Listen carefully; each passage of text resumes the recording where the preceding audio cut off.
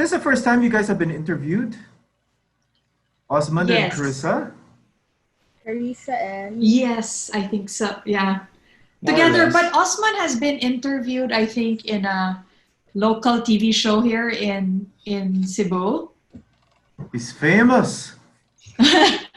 When were you interviewed, Osmund? I think a couple of years ago.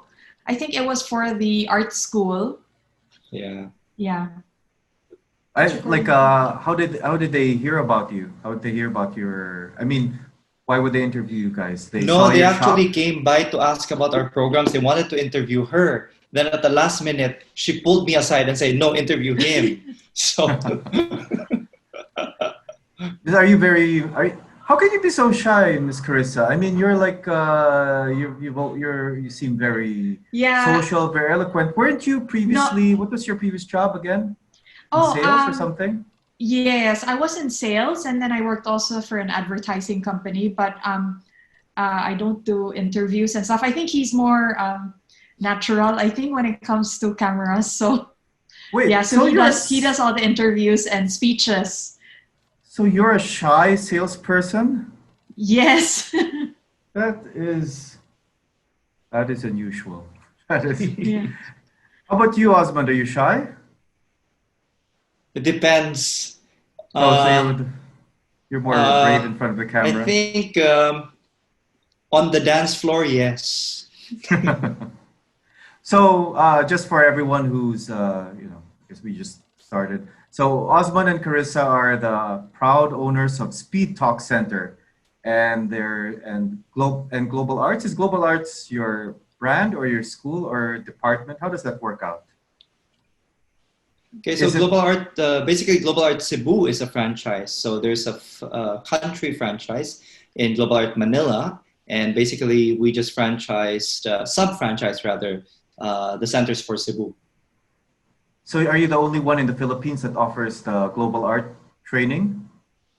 Yeah, Global Art is basically a brand. It's an international brand. And I guess we're the world's largest art enrichment program for children. No? I mean, you could say there's several others. I don't think we're the only ones. But compared to us, we're probably the only, I guess, legit ones that have a serious program with leveling system, with its own methodology, and so on and so forth. And the reason why we actually got attracted to Global Art in the first place and franchising Global Art is because it mirrored a lot of what we were already doing for languages in SpeedTalk. Yeah, wherein we also use our own methodology. We have a process to the teaching, and of course, there's a lot of leveling involved, and it's systematized and standardized. So it sort of was similar, except that we were teaching languages and Global Art was teaching art. So we felt like it wasn't a very big transition to bring in Global Art into Cebu as well. Because you had the SpeedTalk Center where you were teaching languages. How did you get started with that? Like, how do you suddenly why'd you suddenly decide to open a language center? It's a bit of a long story, but it all started when I finished college and I didn't know what to do. And what was your course? My parents gave me a choice. Sorry, my course, it was communication arts. Oh, okay. And after that, my parents gave me a choice. Do you want to go to work or do you want to travel, like educational travel for a bit? I said, okay, let me travel for a bit. Because I guess if I went straight to work, that's it, right? So I opted for China. The reason I opted for China is because I'm Chinese. I've never been to China and I don't speak the language. So I felt like I think China would be a wise choice or a practical one for me. I think same with you, Aya James, right? Like visiting Korea, like having that sense of wanting to connect with the roots type. Yes. But I only did it for 3 months and I did not learn the language. Funny story, while I was in Korea, I think I had been there for like 2 months already, and I visited a friend, and they had a kid, and that kid had been just been they had migrated from the U.S. or somewhere, and that kid was like 4 years old or something, and he had been in Korea for 2 months, and they were pointing their kid and saying, "Look, our 4-year-old kid speaks better Korean than you," which was 100% true. And I think that's the thing about kids. I think kids learn faster, or I'm just very Yeah, slow yeah. because No, you no, were no. in. Definitely, it's because kids learn faster. No, no, I think I'm just slow because how long were you in China? I was there for less than 10 months. And you mastered Mandarin, Not naman right? mastered, but I can get by. You speak fluently now enough to open a school, right? I mean, don't be so humble. You were fluent enough to open a school, and I could just barely ask for change in a subway. That's all I could manage. So you were there So, for only ten anyways, going months. back to my story, I was saying so I went to China, learned the language, and just I struggled. I really struggled in school because I went there to take a foreign language, and I struggled. And then I realized that I was actually learning more Mandarin when I was going around China and traveling around China, talking to locals, getting lost, backpacking on my own. And that's when I realized that, hey, learning language is actually easier if you're actually using it and being forced, to survive rather than in a school setting. Either that or maybe that's just my learning style. So I wasn't really sure. Anyway, I got back to the Philippines. Didn't really think much of teaching languages until I got connected with this language center in Manila. And from there, I sort of realized that, I seem to have a knack, I guess, for, transferring knowledge. And students were really pleased with what I was doing. But still, I didn't see that as something to really get into. And we met and we actually had several businesses together. The longest running one was in garments, actually. We were reselling garments for a bit. So totally different industry. Uh, and then my dad had an angioplasty actually, and that sort of woke me up a bit. And I realized that I haven't been in Cebu since the time I went to college in Manila. So, which was, I guess, a span of almost 8 to 10 years already. So I said, I think it's time for me to go back to Cebu. And so when I did, I didn't know what to do. She was based in Singapore then. She had a job there in advertising.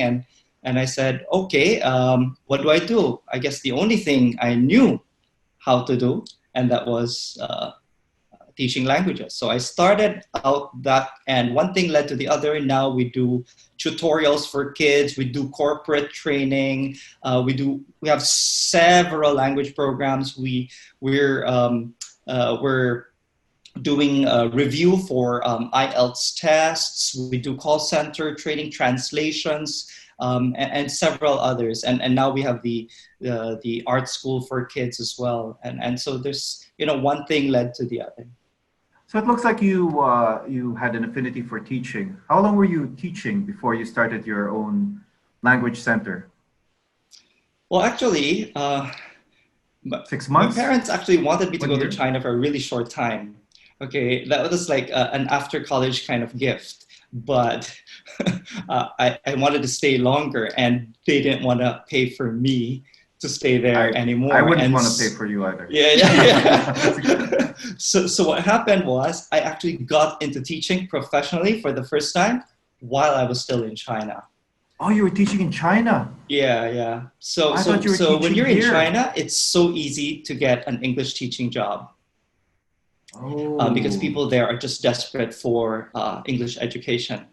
I And so I did that just for extra cash and to, you, survive there. you Yeah. know And so that's when I realized also that, this could be fun.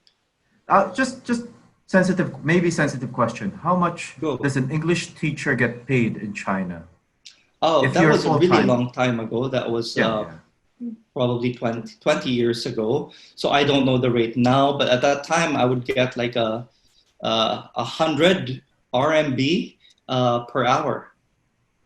But was it like it's way more than you'd get in the Philippines for the same teaching job, I Oh, see, right? definitely. Yes. Definitely. And so that was good money over there. You could have Uh, stayed there yeah, forever, definitely especially for part-time. Yeah. but you went back because of your dad's angioplasty.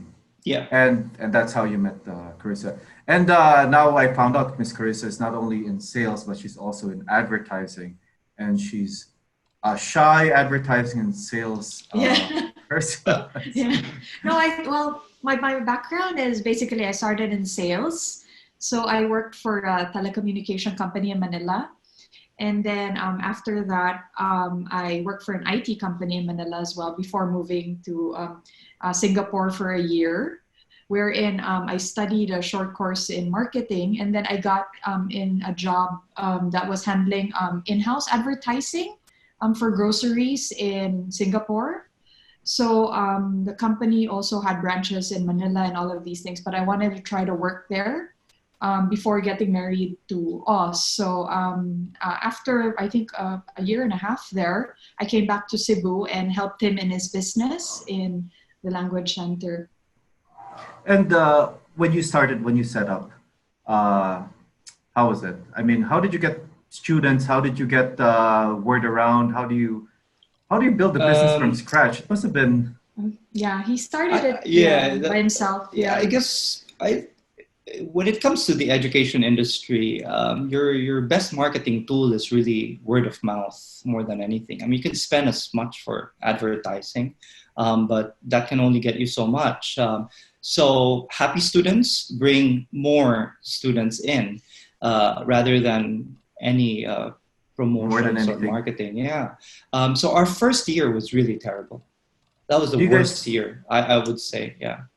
So did you guys advertise at all or not at all? Did you? We we tried to choose a location that was that had high traffic, high volume. So we chose a mall. That didn't work out at first. Again, at the first Mhm. year, right? So we were willing to pay premium prices for the location, hoping that that would help bring in students, but it didn't really do as much. What really brings in students in up to now is really the word of mouth. It's happy students were telling other people about it, and that's where we are. I think And how probably did? in Rachel's industry, it would probably be the same as well. Yeah, exactly the same. When you start, it would really take a long time before you can take off. And I believe in the word of mouth, um, how do you say, word of mouth thing of advertising like in my case, my private practice. But after I'm on my third year now since I went back to my private practice, and it's so much better than the first year. Okay, anyway, enough about me. I have a few. I have some interesting questions about Speed Talk. Go.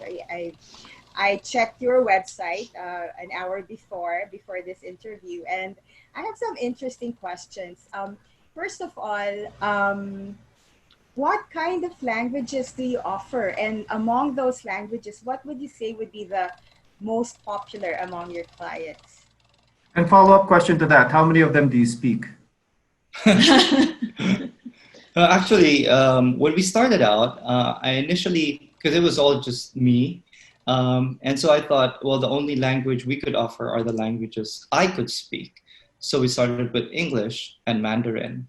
Now we have we offer several languages already, and we rely on other teachers to do that. So I do not speak any of the other languages, aside from, I guess, just basic Japanese, but that's it, rudimentary, actually. Wow. So Mandarin, English, and then we have Japanese, and we also do other languages like Spanish, Korean, and Italian. Visayan. Yes, and Visayan actually was only offered when she came on board because she doesn't speak Bisaya. Well, she didn't speak Bisaya when she moved to Cebu, and she was like, "I think you should offer Bisaya," and I felt I don't think it's marketable.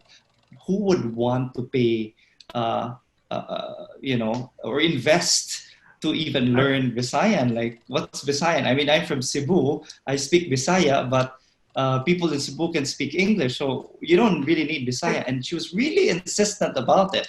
And you know, when you are a married couple working together, so you know there has to be some give and take for this to survive. So I gave in, and we developed the program. We invested money, developed it, designed it. Lo and behold, it's a very popular program right now. We have several students taking it regularly, and it's thanks to her. Yeah, who would have thought? Actually, I never expected that.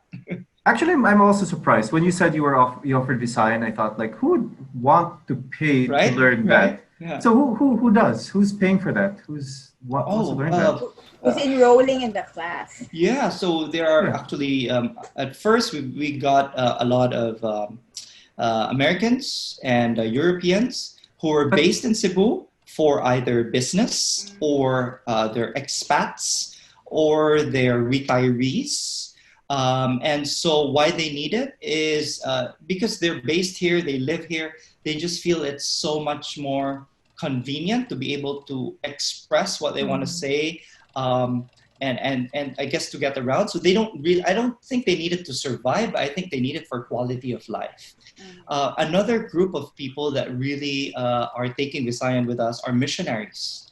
So you have both Catholic and Christian missionaries who need Visayan because they get sent to, I guess, really Visayan speaking areas, and to, especially to people to Filipinos who don't speak English, no? And so they get to spread, I guess, the good news better that way.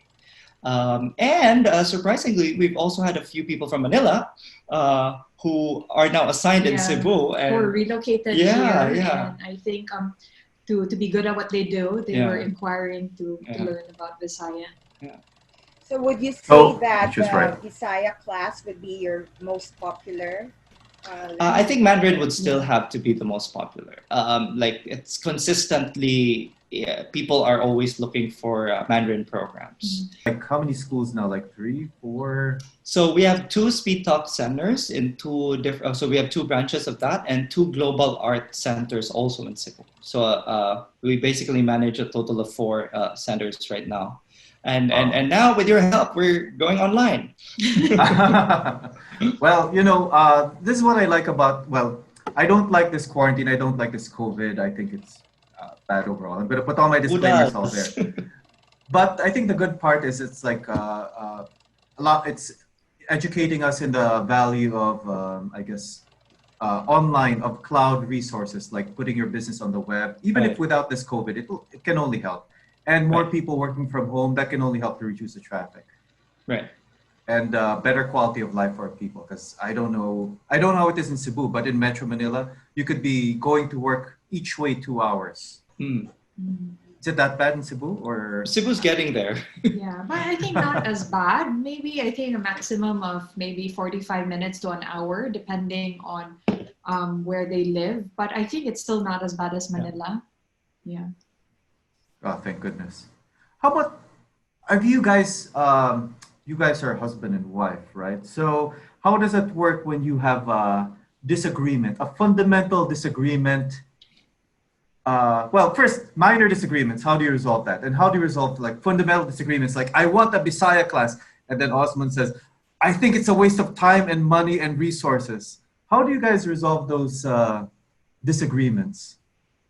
This is an interesting question, it looks like. Issues in business between spouses. So I think that's you cannot get away from that question. That's something you have to answer. Being the guest of James in this podcast.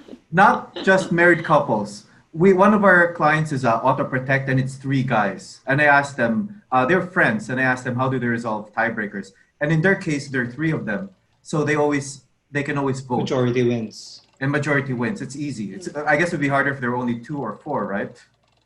Then I've seen businesses break up like that because they have a fundamental difference. But obviously, you guys have been together for 4 years, and your business is growing strong. So you must have a way to resolve those differences? No, we've been together since two, Years. 2000. We've been together since 2003. Yeah. So Since 17 2003. years. We've been Yeah, together so 17 years. so you guys have a way of resolving those. No, Oh. naman, we're just very resilient people.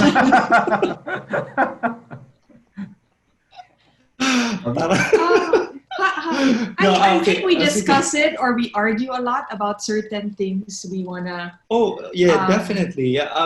We don't have the right answer. Yeah. We don't have the solution or the secret. We're still figuring it out ourselves. Yeah.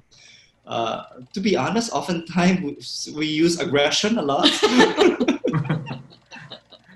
You Who has a louder voice? Maybe. Do you have any So other partners apart from the two of you? Are there other parties involved in the business? Oh, okay. It's basically a corporation, but Yeah. I'm basically running we run the whole show. Yeah. Yeah. And for this, Yeah, go ahead. no, go ahead. I don't mean to But I guess interrupt you. what I just wanted to say was it's tough and it's a struggle to be together 24/7. This pandemic quarantine is nothing. We're stuck together at home. It's nothing. You know, people say, "Oh no, you're gonna have what do you call that? You know, when you're stuck together too long." Cabin fever. Cabin fever. I'm like, if it's cabin fever, I've had that a long time ago with this one. Because we live together, we go to work together, we share the same office, we eat together, and then we hang out together after, we go to the mall together, we're always together. So it's not gonna be all sunny all the time, right? There's comment. no me time for you. Oh, well, we actually have also separate times. Ito yung me time namin. She watches her own Netflix show while I watch my own Netflix show beside each other. On the same bed. Yeah. But sorry, going back to the question, I think how do we resolve certain things that we Like want the Visayan class. I think initially when I started working in 2008, after we got married, I think there was a lot more conflicts in terms of the responsibilities and all of these things, because we had to ask each other, oh, what do you think, and all of these things. But I think right now I think kind of delineated certain tasks that I know that that's his strength. So when it comes to instruction, I have a suggestion, but I ultimately leave it up to him. And if he has something with regards to marketing or admin, then he says, oh, okay, you can go design that and all of these things. So I think in resolving certain things, we try to tap each other's strengths, and that's probably how we get to the decision whether to push through with something or not. And, yeah, and I think it's the establishing of roles that was really important for us. Yeah. Like, wag ka na makialam when it comes to this, and hindi rin ako makikialam when it comes to that. But it gets hard. It gets hard now, because now he's all like, "You're the IT, you'll be in charge of that. Oh, you're the marketing, you'll be in charge." And I'm like, "We're here in the house. What are you?" Of course, there will be overlaps. Mahirap because we're not just walang clock out. In other words, like when we're in the office, we think about the issues at home. When we're at home, we still think about issues in the office. And people say, don't bring work at home. But it's hard for us. It's really hard because, co-workers and spouse at the same time. So, yeah. Michelle and I, Michelle, you're preaching to the choir. Michelle and I are go through the similar things. We have intense arguments sometimes in front of our co-workers while we debate policies. Yeah. I like that. Debate. And sometimes it can be a little bit, sometimes it's direct, and sometimes it can be a little bit passive aggressive. But it all the proof is in the pudding. If you guys are still together and your business is around, then you must be doing something right. And I have to say also, I think I've met you two. Obviously, we've worked together. We talk to each other. We know each other personally. I think your strengths can help complement each other. It's if both of you agreed, such that you never argued, then you would probably share the same strengths and weaknesses. So it's probably better that you don't always agree. That way, you can complement each other, cover each other's weaknesses. I think at the end of the day, it's all just about teamwork. Yeah. Just about teamwork. Right. I think as long as you speak English well, I think Miss Rachel and Sir Osmond and Miss Carissa. I kind of I probably offend a lot of people with this. I actually kind of think that college is a little bit overrated in certain areas, certain work areas. So call centers would be one of them. IT actually is a little bit. We actually have a couple of people who did graduate from college who turned out to be very talented programmers, uh, especially if the cause is financial. Some of it could be financial. Of course, some of it could be lazy and or just. Never mind. I'll be quiet now before I get all this hate email. I'm afraid Michelle would just pop Yeah. in. How many times do I have to tell you? That's true. All right, I have a follow-up question. The one about IELTS. I don't know how accurate this information is, but I've heard from Filipinos who have taken the IELTS, the test, that many of them do not pass on their first attempt, and they might take it a second time or a third time before they pass it. Why is that? What's the reason behind that? Is it because the English is different from our kind of English, or is it because the Yeah, we speak English here. No, Yeah, but IELTS, you have to understand, IELTS is a test developed by Cambridge British University based in the UK. Filipinos are generally not used to listening, British reading, English. and speaking in British English. And so this is a challenge for most Filipinos. Aside from that, the IELTS test is designed to trick the students, so there's a lot of trick answers, or say, for example, a multiple choice question, and instead of just Answer is picking none. one answer, you need to pick two answers, but all of the answers are similarly worded, just paraphrased slightly. So you need to be very, attuned to picking up English quickly, especially also because there's a time limit. And I think a lot of people, especially Filipinos, struggle with the IELTS when it comes to the speaking test, because it's a face-to-face test. Although the questions are really simple, very basic, but I think the panic sets in more than anything else. And so if you're telling me that some of them have passed the second or the third time around, it must be because they're more comfortable with the Practice test effect. already. More And that's confidence. exactly why we recommend training. You're going to spend, IELTS is pretty expensive now. It's close to what, 14,000 pesos for one test. So it's really expensive. It's a big business, by the way. So it's really expensive for Filipinos to take. So if you ask me, review for it, invest in your review so you don't have to retake it. So you at least you ace it the first time you take it. And by the way, there's no such thing as a pass or fail for the IELTS. It's really depends on the band score that your employer or the country that you want to migrate in is requiring. Yeah. And who would run your IELTS review? Oh, we do. We have teachers that are they, do it as well. UK trained teachers? No, IELTS has its own training for teachers also, so we send our teachers to that, and we do our own brand of training in Speed Talk that's different from these other review centers. Yeah, Your differentiator. Yeah. Is there IELTS training in the Philippines? The teacher training in the Philippines also? Yeah. Definitely. Yeah. You know, regarding the English learning, I noticed like when I was younger, when I was a kid, I'm older than you guys. But when I was a kid, on the TV show, the movies, they would show the American movies in English, in full English, right? If the movie was English, it would be in English. If the movie was a Tagalog movie, it would be in Tagalog. But now I've noticed like the American movies are dubbed over, and sometimes by the same.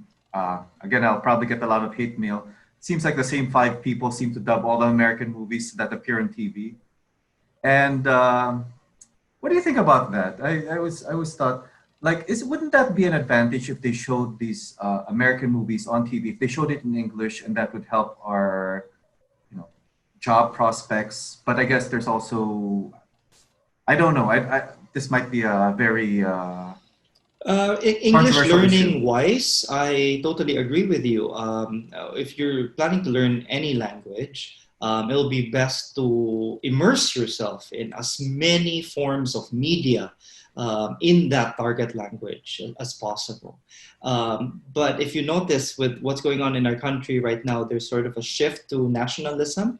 You've probably heard of mother tongue education and all these things. And so I don't disagree with broadcast television and with what they're doing, because they're simply trying to align themselves with, I guess, the shift to nationalism.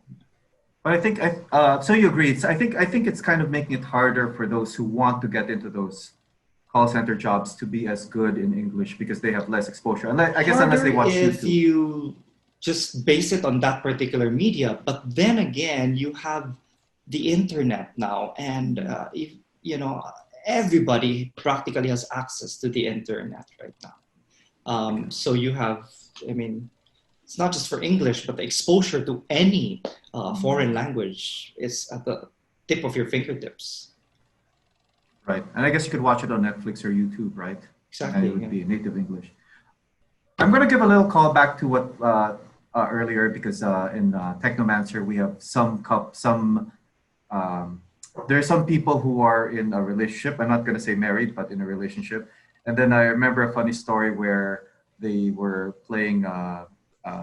We were playing badminton, and I asked the both of them, "Hey, you guys want to team together?" And they both stood up, and they both played as in a team. But they stood up, and they were like looking at each other, and they both played. And then afterwards, I asked them. I think like a month later, I said, "How do you handle it if you guys like have a fight? How do you guys still talk? I mean, do you still ask?" "Oh yeah, they still talk all the time." I said, "Really? I've never seen you fight." And they said, "Oh, remember that time in badminton?" It turns out they had a fight that day. They still both went, and they were both like, "Yeah, let's Teammates in play." And badminton. Yeah. yeah, they were able to be professional about it. I guess it's just amazing.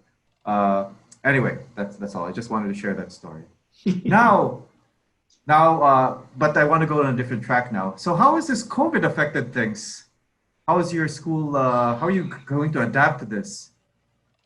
I heard that they're gonna make it. They might make it GCQ, but I don't know. I don't know if that matters in your Oh, calculations. But we're actually in GCQ already now, starting in oh, you June are. 1, same as Manila. Yeah. So I what does think that mean? What does that mean for your school if you're GCQ?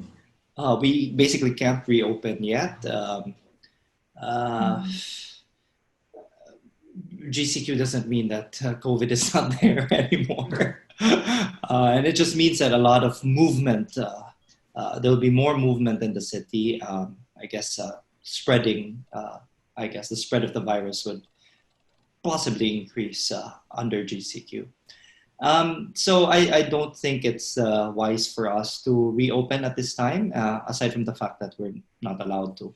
However, we're looking into online platforms, as you know, trying to make a shift in our business and see how that goes. yeah. Let me just clarify in Speed Talk, and in Global Art, one of the best, I guess. One of the key points there that one of the best tools rather that we use is really the interactive nature of our classes.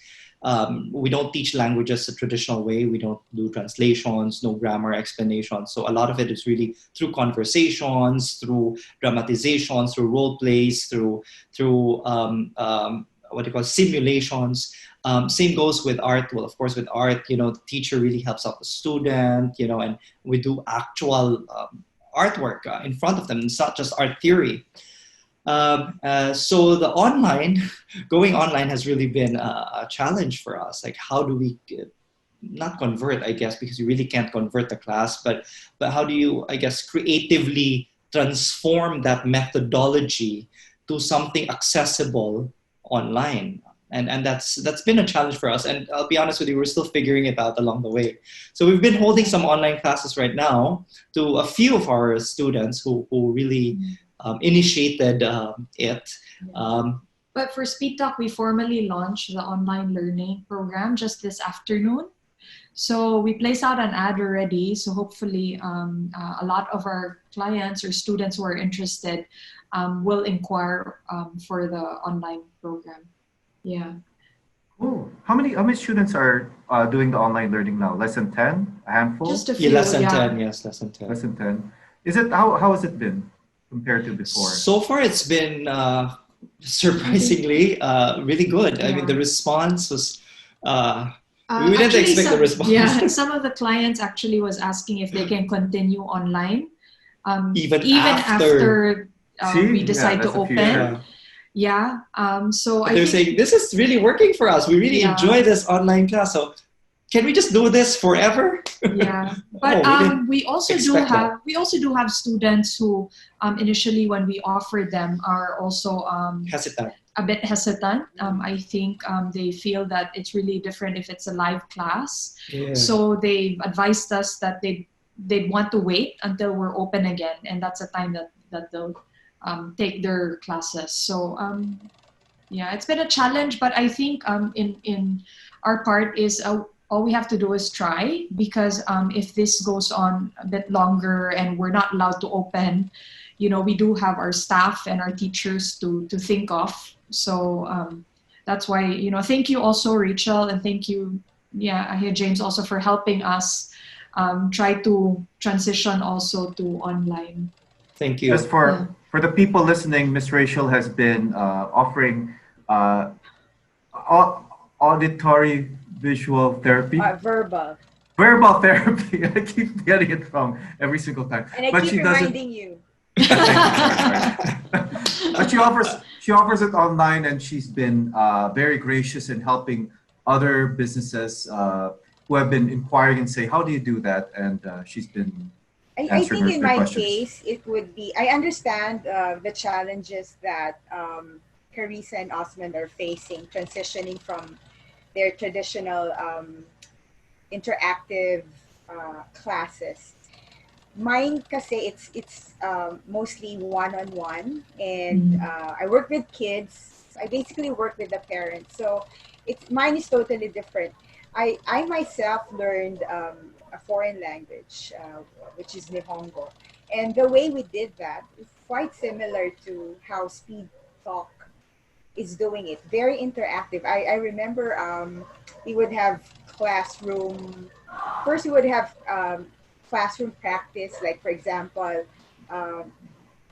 buying something from the mall. So we would practice in the class, and after that we will be sent off to the mall. This is in Japan. I was studying Nihongo in Japan, and they would send us to actual malls and put into practice what we learned in the classroom.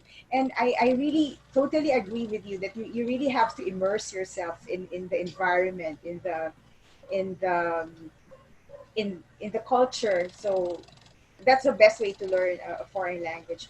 So I really hope that when it's okay to open the school again, that you can continue doing what you have done in the past, offering interactive language learning.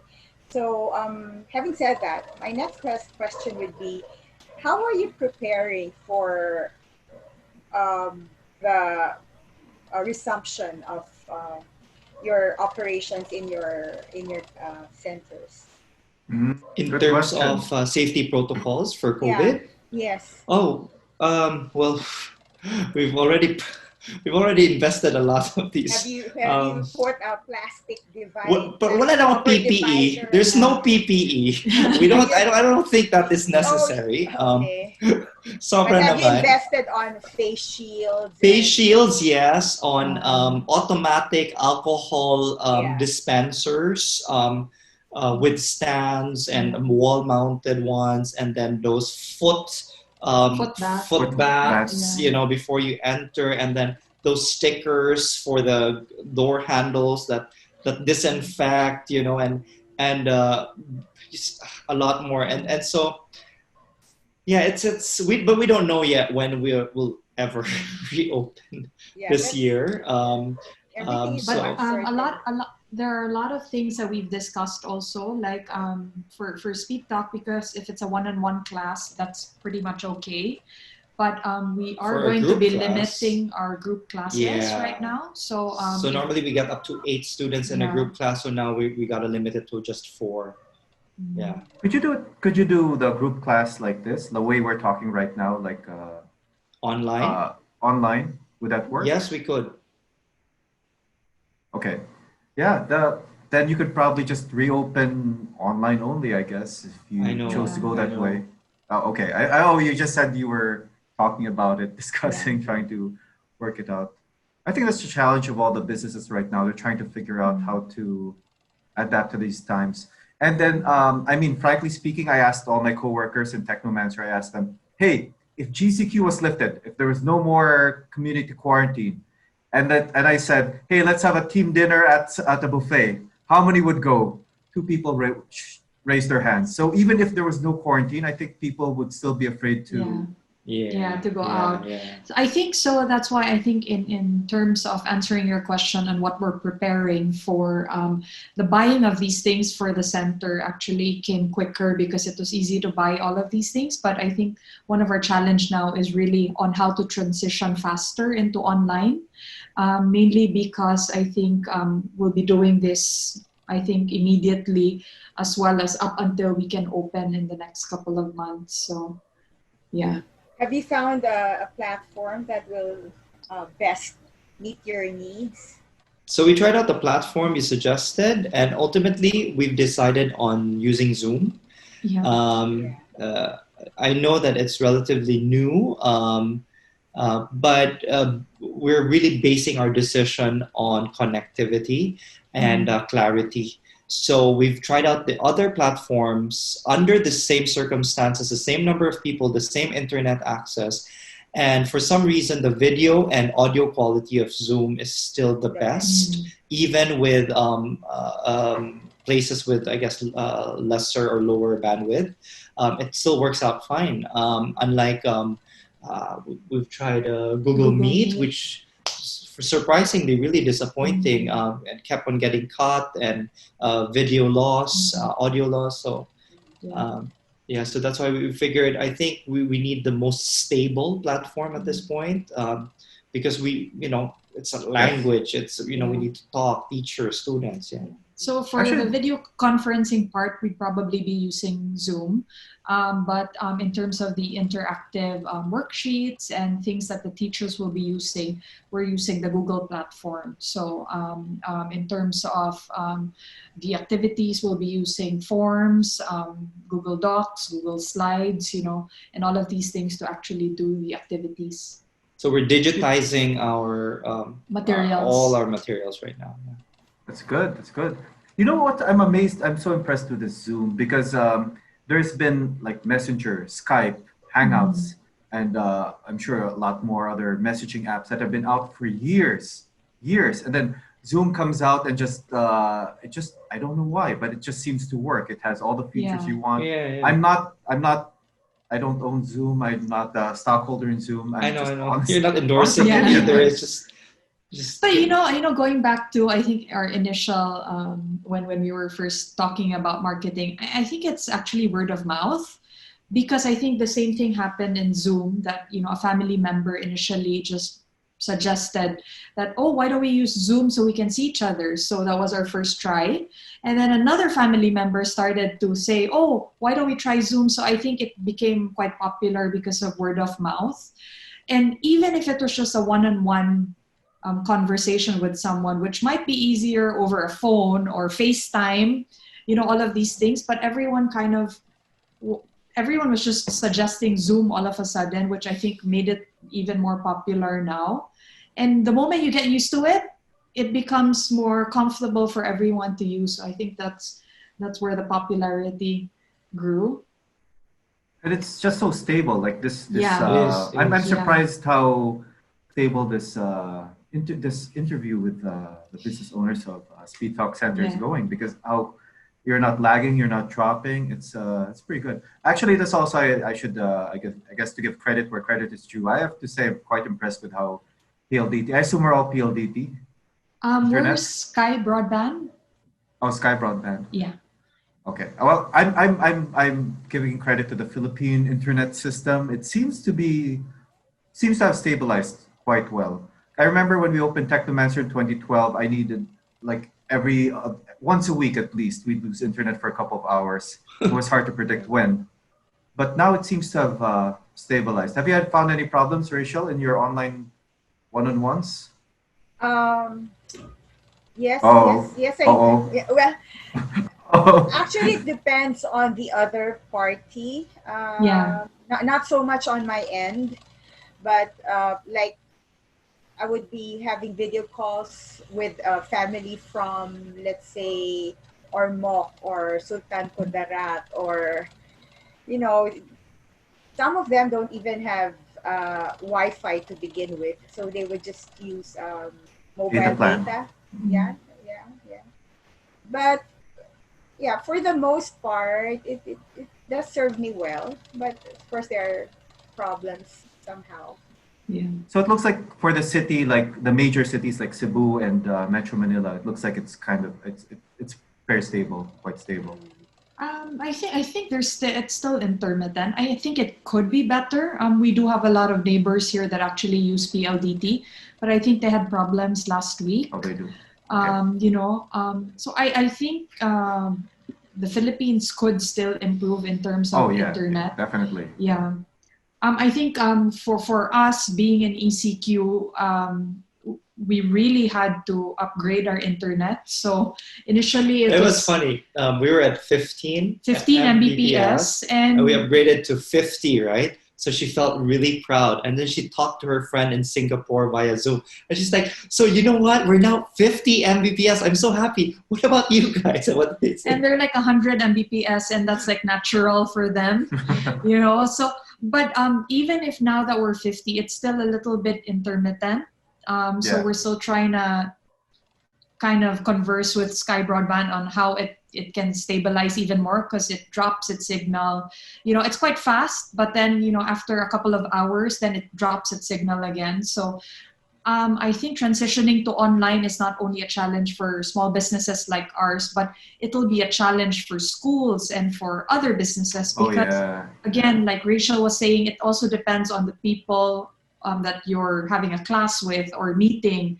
So it depends on their internet connectivity. So Actually, I work with a family from Cebu, and sad to say, their connection is one of the worst compared to the other Really? this family from Sultan Kudarat, we don't even have Sultan. Wi-Fi at home. But they just use mobile data. Surprisingly, theirs is better. Their connection is better yeah, than this family in Cebu who has a fiber internet. And yeah, uh, yeah, unfortunately, theirs is one of the worst connections yeah. that I It's so hard. It's so hard to say now. So I think in our part, that's exactly why our phones for mobile data is also there as a backup. So whenever we get cut out of a meeting and our internet's really down, then we switch to mobile data. So I think in the Philippines, it's improved in terms of compared to the time compared the to Technomancer before. started. But I think now we Kulang still pa. have kulang pa. Yeah, we still Yeah. have to find a lot of backups in case it doesn't work. It'll get there. But Yeah. at the very least, we can now have clients who are willing and able and have been doing it for years to put their systems on the cloud. At least it's now Yeah. viable. Like back in Yeah. back before it wasn't viable at all. You'd lose your data for a couple of hours waiting for the internet to come back out. That's true. I have a question for Rachel. Yes. Oh, Sorry, is that Rachel. okay? No, I heard like you're a speech pathologist, right? Yes. And so you need to, when you meet with do you say clients or patients? Well, either Okay, so interchangeably. I use those say terms. when you meet with them, I think seeing their mouth is Yeah. really important, right? Okay. Hold on. Mine is a little bit different. Mine is more of a parent coaching approach because I work with a very young population. I work with babies. I work with toddlers. So it's not a one-on-one session where the child needs to be engaged with me in the screen.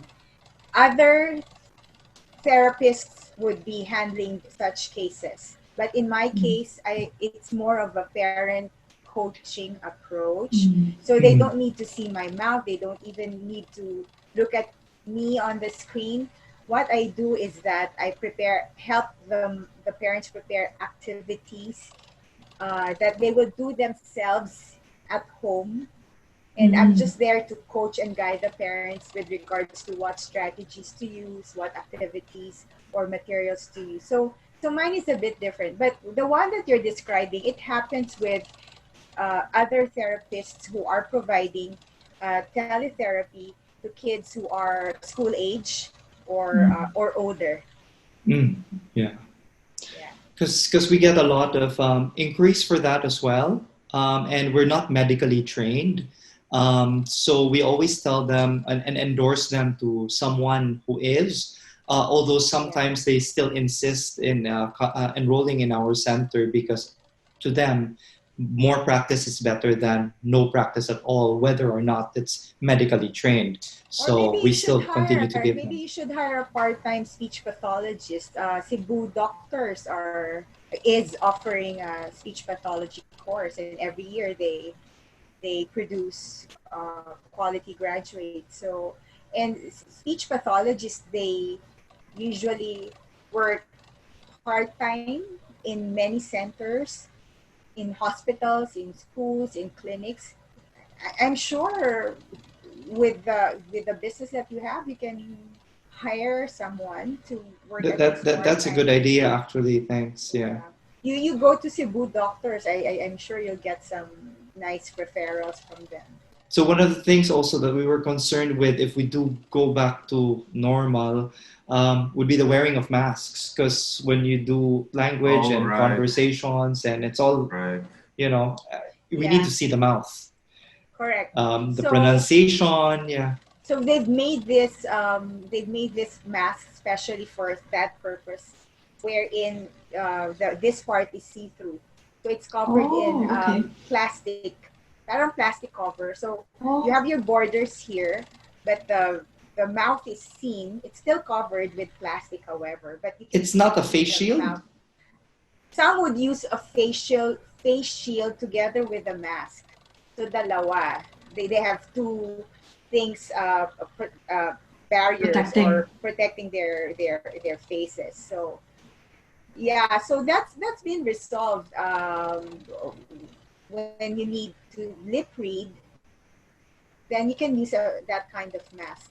Because some deaf people, or especially those who are reliant on lip reading, they really need to see the lips. So Yeah.